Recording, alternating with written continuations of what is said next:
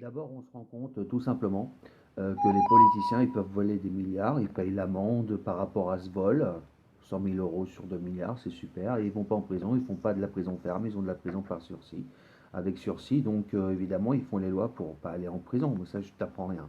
Ça, il faudrait le changer, parce que la révolution de 1789, de 1789, ça va recommencer, mais même les bourgeois vont tomber, hein. C'est eux qui avaient poussé les pauvres à faire la révolution, se sont bien protégés derrière la masse, et c'est toujours les mêmes, les riches, la haute bourgeoisie, les bourgeois.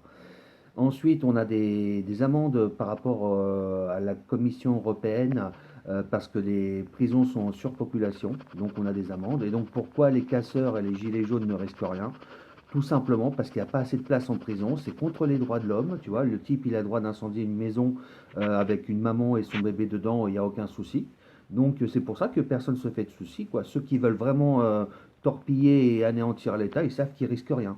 Un bracelet électronique, le père de famille va tuer sa femme quand même, donc il n'y a pas de souci, ça n'empêche pas de bouger de son domicile, et ainsi de suite. Donc si Macron il veut me contacter pour que je lui dise comment trouver des prisons gratuitement en France qui existent déjà, depuis Chirac, Chirac avait promis, un ancien président français avait promis de faire des prisons.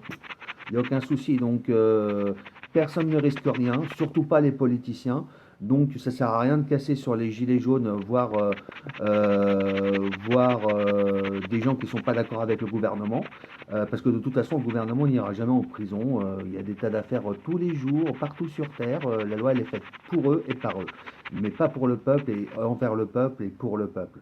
Donc voilà pourquoi en fait ils risquent rien, c'est la vraie solution. Donc les jeunes de banlieue qui sont un peu énervés, ils savent qu'en fait, même dans les reportages, quand tu vois à la télé des reportages policiers, bon bah déjà ils injurient la police, ils ont un rappel à la loi et voilà, c'est réglé.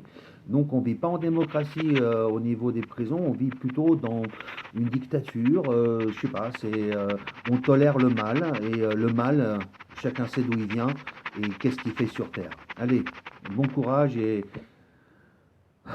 je suis avec vous, les innocents. Il y en a des tas en France, en Algérie, au Maroc, en Amérique du Sud, partout. C'est eux les esclaves qui travaillent pour nous à l'autre bout du monde, depuis les pays pauvres, pour nous envoyer des produits à bas prix. Et donc voilà, et il y a aussi des pauvres en France, des mères de famille qui vivent dans un logement, dans un hôtel meublé de 12 mètres carrés avec deux enfants. Elle n'a pas envie de manifester parce qu'elle n'a pas que ça à foutre. Donc voilà, mes respects aux Gilets jaunes, le reste, c'est comme la politique, c'est vraiment très secondaire. Salut.